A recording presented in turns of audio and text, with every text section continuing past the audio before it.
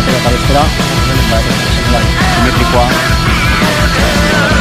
berdina izango badaula, 0,5 gradutako diferentzia.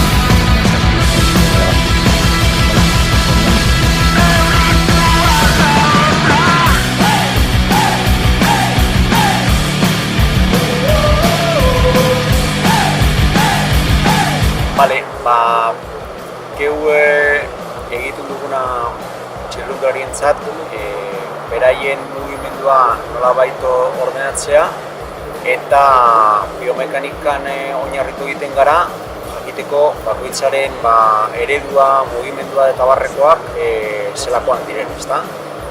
Balorazio basal bat egiten dugu eta, bueno, ateratako datuen ondorioz, normalean moldaketak eta aldaketak egiten ditugu.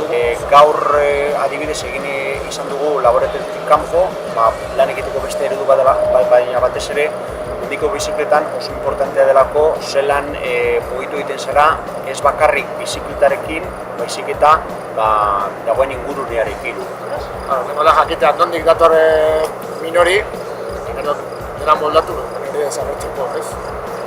Bizikleta, mekanika, eta berak nola moldatzen den bere patroia, edo nola egiten den mugimenduak bizikleta gainean, dena bat egiteko.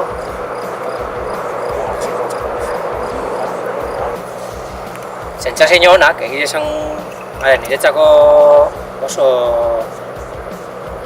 oso berria izan da, porque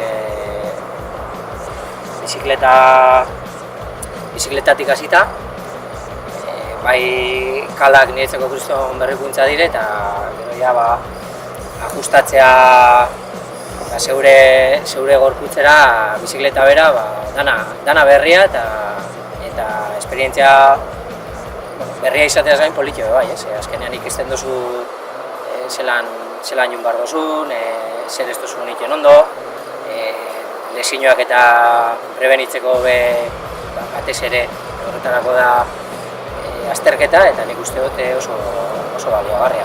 Nabaritu oso desberdintasuna?